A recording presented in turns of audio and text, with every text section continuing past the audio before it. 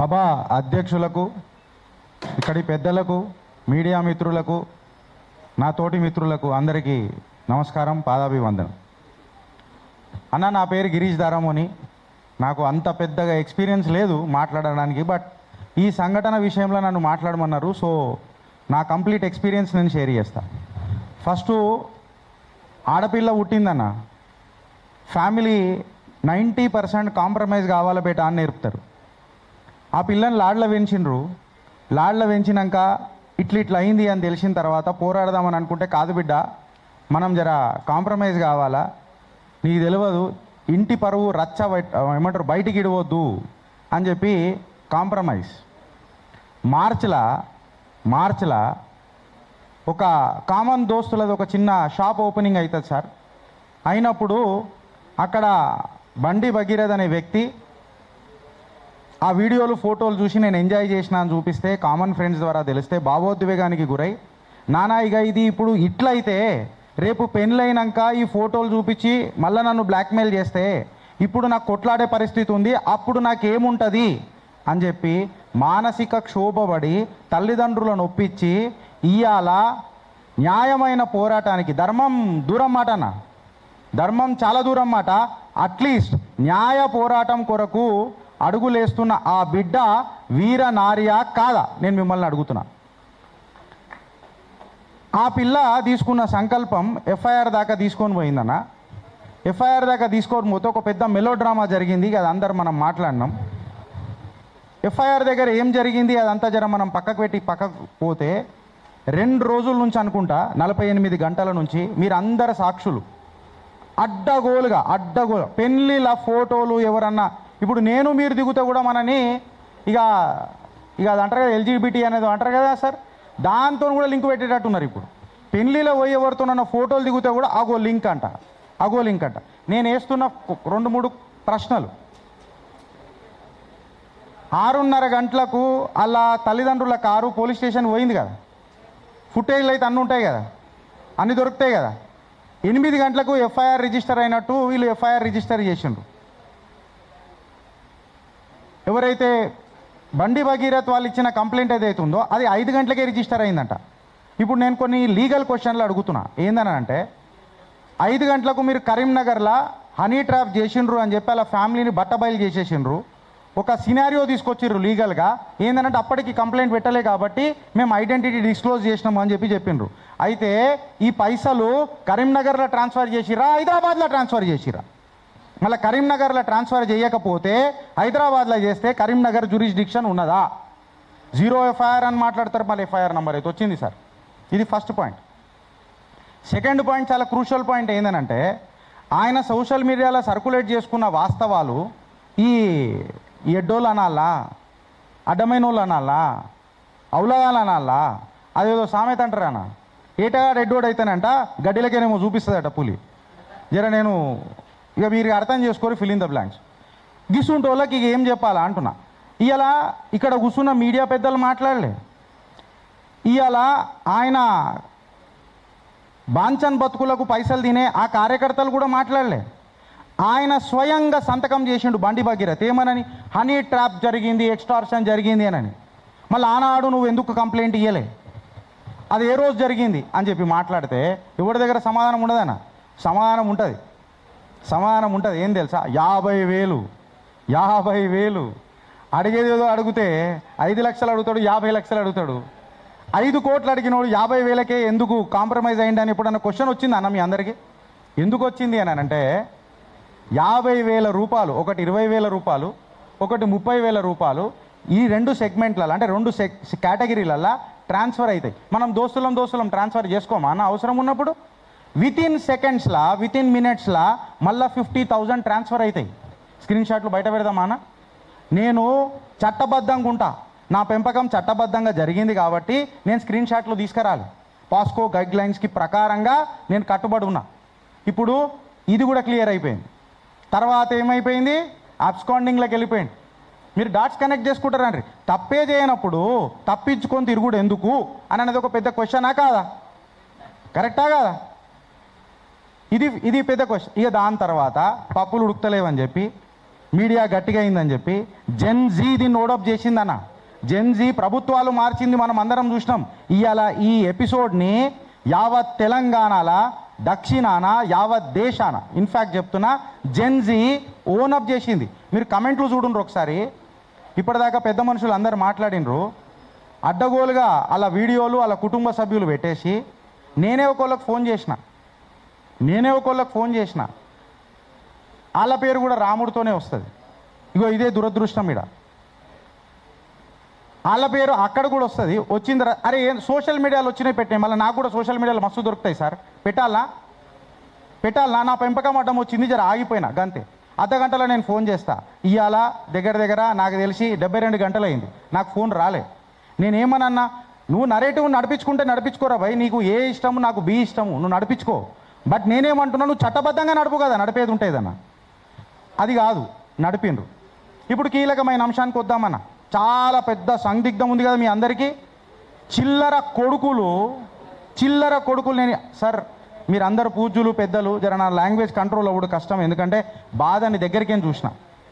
చిల్లర కొడుకులు ఒకడు ఏమన్నాడు, ఈ పిల్ల మేజర్ అట అన్నారా లేదా? ఈ మాట పిల్ల మేజర్ అట. దానికి కంటెన్షన్గా వీళ్ళు ఆధారాలు ఏది పెట్టిర్రనంటే 2008 బర్త్ సర్టిఫికేట్ ఉంది, 2010 బర్త్ సర్టిఫికేట్ ఉంది అని చెప్పి మాట్లాడారు. దానికి ఆధారాలు ఏం తీసుకొచ్చిర్రంటే, వీళ్ళు ఏదో ఒక ట్రాఫిక్ చలాన్ కేసు తీసుకొని వచ్చి ఆ ట్రాఫిక్ చలాన్లా ఈ పిల్ల వయసు ఎంత అనంటే 15 సంవత్సరాలు చెప్పిందట.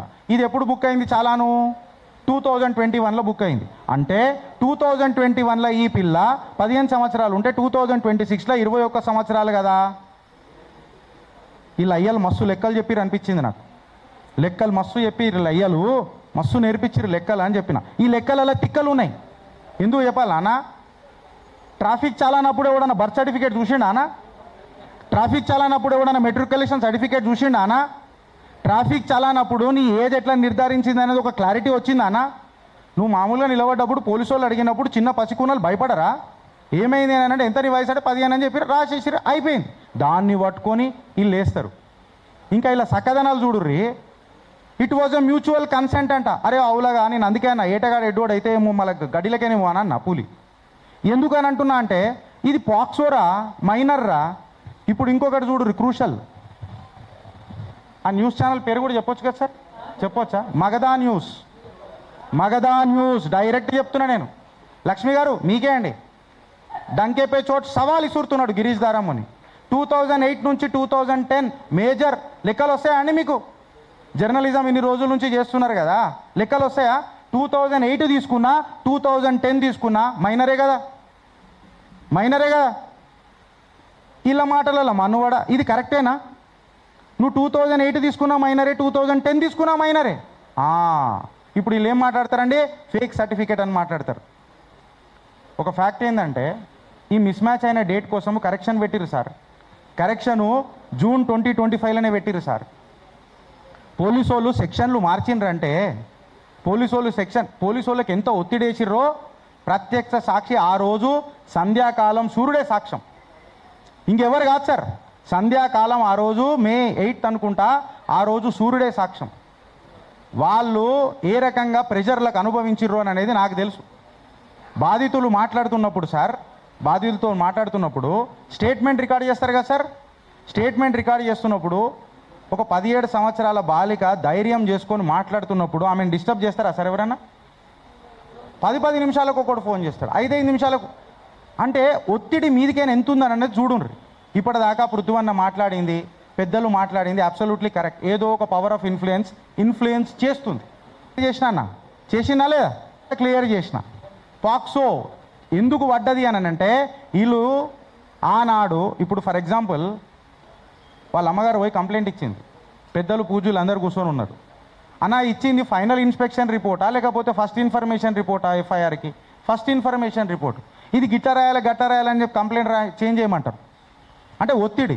దాని తర్వాత ఈ సంఘటన మొయినాబాద్లో జరిగింది కదా, గాడికి పోవాలా, వీడికి మేము ఎట్లా పోతాం, మాకు ప్రాణాలు భయం అవుతున్నాయి, మేము పోలేము అని చెప్పి ఆ బాధితులు మాట్లాడితే పోలీస్ ప్రొటెక్షన్ ఇచ్చి పంపిస్తానని అంటారు. పోలీస్ ప్రొటెక్షన్ అంటే అక్కడ ఉన్నోళ్ళు కొంతమంది, నేను కూడా ఉన్నా, లేనని అంటలేను, అక్కడ ఉన్నప్పుడు మాట్లాడుతుంటే మళ్ళీ 0 ఎఫ్ఐఆర్ ఇవ్వడనే చేయొచ్చు కదా.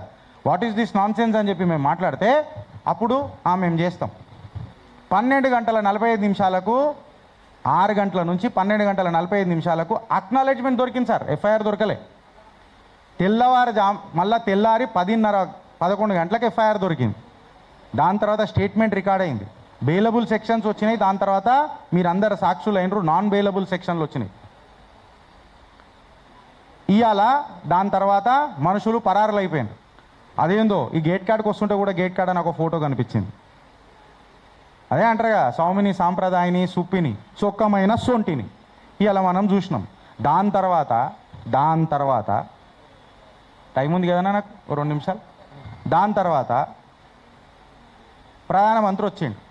ప్రధానమంత్రి వచ్చినప్పుడు ప్రధానమంత్రి ఆయన పథకాలు ఏదో చెప్పుకుంటాడు పోతాడు. ఇంట్లో ప్రధానమంత్రి వచ్చినప్పుడు కూడా కుటుంబాన్ని తీసుకొని వచ్చారు. ప్రధానమంత్రి కూడా నాకు తెలిసి ఎంబారేజ్ అయి ఉంటాడు. ఇది ఎక్కడ పంచాయతీ అని. ఇక్కడ ఎట్లయిపోయిందంటే స్టేజ్లో ఎట్లయిపోయిందనంటే బండి ఏతో మున్కినే అన్నట్టు అయిపోయింది. మోడీ ఏతో మున్కినే కాదు, బండి ఏతో మున్కినే అన్నట్టు అయిపోయినట్టు. సెకండ్ ఏమైందనంటే హిందూ ఏక్తా యాత్ర పీఠాధిపతుల ముంగట రామాయణంలో వీళ్ళ కుటుంబం వచ్చింది. ఏడికైనా వచ్చిందో నాకు అర్థం కాలేదు. నేను నిన్న రాత్రంతా చదివిన, నా కళ్ళ కింద డార్క్ సర్కిల్ అయినా వీళ్ళ కుటుంబం ఏడికైనా వచ్చింది అని చెప్పి నేను ఆంజనేయ తపస్సుకి ఇక పోదామని అనుకుంటున్నా హిమాలయాలకి. ఇక పంచాయతీ వద్దు, నాకు ఇక వద్దు. మాట్లాడితే దాడులు చేస్తారు కదా, మళ్ళా నేను భయపడుతున్నా. కార్లో 2 డైపర్లు కూడా పెట్టుకొని వచ్చిన.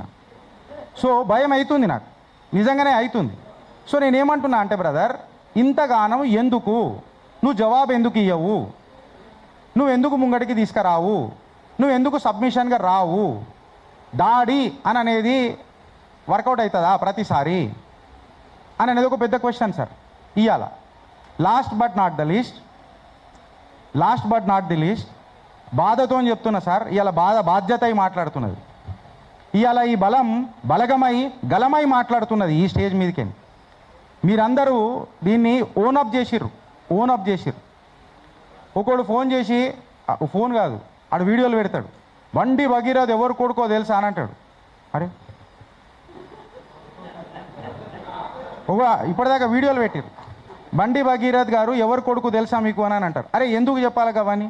సన్ ఆఫ్ అని అందరు కంప్లైంట్లు కూడా రాసిరు కదా. దరిద్రం దండయాత్ర ఏంది తెలుసా అన్న? ఇలా మీడియా పెద్దలకు చెప్తున్నా, ఎఫ్ఐఆర్ బయటికి లీక్ అయిందన్న. పాక్సో గైడ్లైన్స్ ప్రకారం ఎఫ్ఐఆర్ నంబర్ ఉంటే కూడా డౌన్లోడ్ కాదు. అట్లాంటిది ఎఫ్ఐఆర్ సోషల్ మీడియాలో పెట్టిండ్రు. ఎఫ్ఐఆర్ పెట్టిండ్రు. ఇక కొన్ని మాట్లాడొద్దని అనుకుంటున్నా. పోలీసులను అందరూ అంటారు కానీ నేను పోలీసులను అన్నా. సానుభూతి నాకు పోలీసుల మీద ఉన్నదని నేను చెప్తలేను. ప్రెజర్ వచ్చినప్పుడు ఏం చేస్తామన్నా? ఫ్యాక్ట్గా చెప్తున్నా. మీదికేని మామూలు ప్రెజర్ కాదు, నేనే ప్రత్యక్ష సాక్షిని. ఇది అయింది. అయితే ఇలా నా ప్రశ్న ఒకటే, యావత్ భారతావనికి ఒకటే ఒక ప్రశ్న. ఎప్పుడైతే ద్రౌపది వస్త్రాహరణ జరిగిందో మహాభారత్ ఇచ్చిండు పరంధాముడు. ఈ బాలిక మహిళ కూడా కాలే. అట్లాంటిది ఎంత అవమానపరుస్తున్నారన్నా? మళ్ళీ ఈ భారత్లో మహా ప్రోమాక్స్ భారత్ కావాలన్నా వద్దా? నేను ఇవాళ అడుగుతున్నా బ్రదర్, అవమానం మామూలుగా కాదు. Last but not the least friends, చట్టబద్ధంగా ప్రతి డాక్యుమెంట్ సబ్మిట్ చేసిరు సార్. ప్రతిసారి ఏ మెడికల్ టెస్ట్ అంటే ఆ మెడికల్ టెస్టు అవమానపడ్డా, కుంగి కృషించినా, ఏడిసినా, తల్లడిల్లినా వాళ్ళ తల్లిదండ్రులు తీసుకొని పోయిండ్రు. ఇప్పటి వరకు మీడియాలోకి వచ్చి వాళ్ళు ఏం మాట్లాడలే. ఇంకా వాళ్ళు మాట్లాడితే పెను తుఫాన్లు వస్తాయి. ఇంకోటి ఏమన్నారన్నా, కలిసి గుడిలోకి పోయినరు అని చెప్తున్నారు. చెప్తున్నారన్న ఒక మాట అడుగుతా. ఇవాళ కో ఎడ్యుకేషన్ స్కూళ్ళల్లో నా పిల్లలు కూడా కో ఎడ్యుకేషన్ స్కూల్లో చదువుతారు. నా పిల్లలు తీసుకొని వచ్చి డాడ్ మై ఫ్రెండ్ అని చెప్తే ఆబ్వియస్లీ నా కూతుర్ల మీద, నా పిల్లల మీద ఉన్న నమ్మకంతో ఆబ్వియస్లీ నేను యాక్సెప్ట్ చేస్తా. బట్ రాత్రి లేటను పోతున్నారు అని అంటే నాకు తెలిసిన డ్రైవరో లేకపోతే నాకు తెలిసిన మనిషినో ఇచ్చి పంపిస్తా. తల్లిదండ్రులే పోతానన్నారు, గుడికి పోయిరు కదా అన్న. ఆ గుడి ఫోటోలు తీసుకొని నువ్వు కన్సెంట్ అంటే ఇక కన్సెంట్ సార్ చెప్తున్నా, కన్సెంట్ అంటే ఏడికైనా అవుతుంది సార్. ఇది ఏడికైనా అవుతుంది అని చెప్తున్నా. బాధ్యత తీసుకొని అలా ఈ ప్రశ్నలకు మీరు సమాధానం చెప్తే అదేందో అన్న, భగవంతుడు ఈశ్వరేచ్ఛ అని అంటారు కదా. హనీ ట్రాప్ కేసు వాళ్ళే పెట్టుకున్నారు, వాళ్ళే ట్రాప్ అయ్యారు. అంటే నువ్వు యాక్సెప్ట్ చేసిరు కదా సార్. నేను లీగలే మాట్లాడుతున్నా. సార్ నా మీద దాడి జరిగితే ఇదే ప్రెస్ క్లబ్ సాక్షిగా, ఎందుకంటే నేను లీగల్ తప్పేదని అసభ్యంగా మాట్లాడినా సార్, ఎక్కడ మాట్లాడలే. లాస్ట్కి నేను ఒక క్వశ్చన్ అడిగి పోతున్నా, నేను పోతున్నా ఏందనంటే, మళ్ళీ ఈ పిల్లకు ధర్మం అయితే దూరం మాట సార్, ధర్మం అయితే దూరం మాట, న్యాయమైన ఇద్దామా సార్? ఈ పిల్ల యావత్ తెలంగాణకు అమ్మవారిలా పరిచయం చేయాలి. ఆ పిల్ల ధైర్యానికి మనం అందరం కట్టుబడి ఉండాలా, ఆ పిల్లకు పాదాభివందనం చేయాలా. పిల్ల చెప్పకపోతే ఎందుకు చెప్పలేనంటాం, ధైర్యంగా చెప్తే హేళన చేస్తారా? మీ ముంగటికి తీసుకొచ్చిన ఫ్రెండ్స్, థ్యాంక్ యూ, జై హింద్.